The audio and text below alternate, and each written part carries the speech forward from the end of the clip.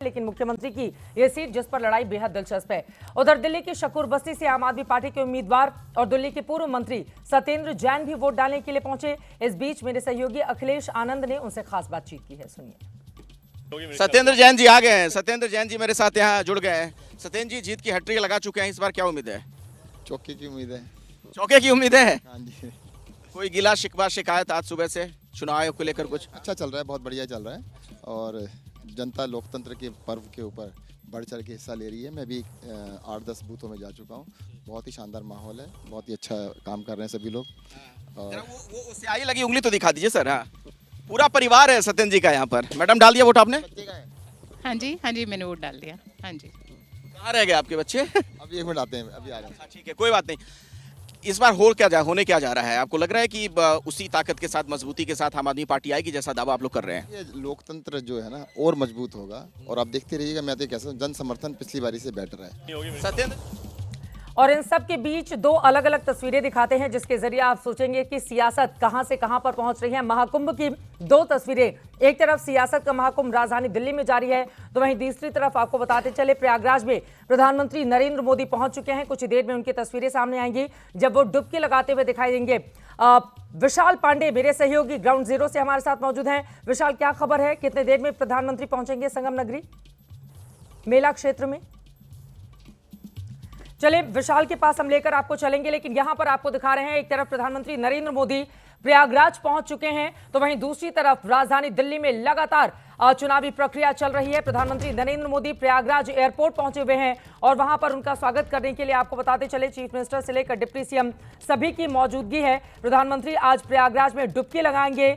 11 बार voting के दिन नरेंद्र मोदी किसी तीर्थ पर पहुंचे हैं, ये अपने आप में बेहद महत्वपूर्ण है। और 8 में से 6 मौकों पर बीजेपी सत्ता में आई है, लेकिन दिल्ली का दर्द ऐसा है जो बीजेपी के लिए जाता नहीं। 36 साल के बाद क्या यहां पर कमल खिलेगा, ये बड़ा सवाल बना हुआ है। प्रयागराज आपको लेकर चलेंगे, लेकिन जैनेंद्र कुछ बड़ी खबर दे रहे हैं निजामुद्दीन से। जैनेंद्र। चित्रा, मेरे साथ पवन खेड़ा है, कांग्रेस पार्टी के मीडिया विभाग के प्रमुख। वोट डालकर निकले। पवन जी जरा तस्वीरें दिखा दीजिए, आप लाइव हैं वोटिंग की तस्वीर। और दो चीजें जानना चाहूंगा, एक तो दिल्ली को लेकर क्या उम्मीद है कांग्रेस की, 2 बार से खाता नहीं खुल रहा, और साथ में एक रिएक्शन, प्रधानमंत्री पहुंच गए हैं प्रयागराज, वो कुंभ का ये इलेक्शन यहां हो रहा है साहब, वहां कहां जा रहे हैं? और अगर आप लोग कैमरा नहीं ले जाते प्रयागराज तो आप लिख कर ले लीजिए प्रधानमंत्री वहां नहीं जाते। ये तो आस्था का विषय है। तो कैमरा में जितनी बड़ी आस्था है उनकी, किसी चीज प्रधानमंत्री है वो जो भी करेंगे वो तो वहां तो कैमरे तो जाएंगे, लेकिन ये तो आस्था का विषय है। आस्था कभी दिन नहीं चुनती, उनकी आस्था हमेशा दिन चुनती है। खैर छोड़िए, दिल्ली क्या लगता है ये जो दिन चुना है उन्होंने, उसके पीछे क्या वो फैक्टर नहीं है दिल्ली में, अभी आगे बात करते हैं। दिल्ली में पिछले 10 साल से लोगों ने आजमाया एक ऐसी पार्टी को जिसने कहा था हम साफ राजनीति लाएंगे। कल रात को 5 लाख रुपए लेकर आतिशी जी का एक नजदीकी सहयोगी पकड़ा गया। यह है इनकी साफ राजनीति। आप चलिए मेरे साथ, कैसे ये लोग शराब बांटते हैं, कैसे ये लोग पैसे बांट रहे हैं, यह है इनकी साफ राजनीति। लेकिन आतिशी ने आज ये रिएक्शन दिया है कि ये धर्म युद्ध, उन्होंने कहा कि ये जो है ये धर्म युद्ध है। मैं तो इसको मतलब माफ करना, इन लोगों को बोलने की भी हिम्मत कैसे हो जाती है, तो शर्म युद्ध है और कुछ नहीं है इनके लिए। कांग्रेस को क्या उम्मीद है सर? 2 बार से खाता नहीं खुल रहा, इस बार क्या? पूरी साफ गोही से सामने आ रहे हैं कि साहब 15 साल आपने हमें आजमाया।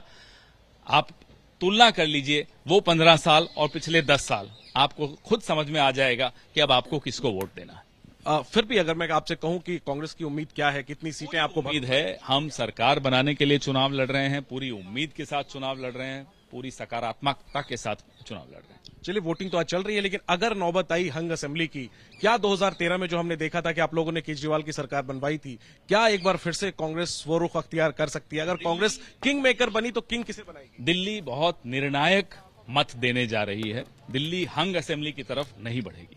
और निर्णायक मत कांग्रेस के पक्ष में बिल्कुल आएगा। क्या मुद्दा है जो कांग्रेस के पक्ष में जाए? आपको इसका ट्रैक रिकॉर्ड और उसकी तुलना पिछले 10 साल अरविंद केजरीवाल के मिसरूल के साथ जो तुलना होगी, वो हमारे लिए बहुत बड़ी ताकत है।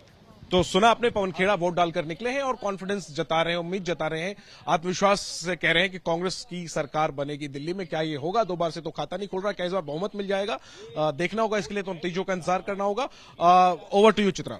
बिल्कुल, ये अपने आप में महत्वपूर्ण है। देखिए 2015 में 10% वोट शेयर हासिल करने वाली कांग्रेस पार्टी जब 2020 जाते जाते 4.2% पर सिमट जाती है और उसका खाता भी नहीं खुलता, इसलिए चुनौती कांग्रेस के लिए बहुत बड़ी है। जिसने शीला दीक्षित के नेतृत्व में 15 सालों तक सरकार चलाई हो, उसके लिए करो या मरो वाली स्थिति। हालांकि शून्य से शुरुआत होकर कहां तक जाएगी कांग्रेस, ये देखना महत्वपूर्ण होगा। खाता खुलेगा क्या?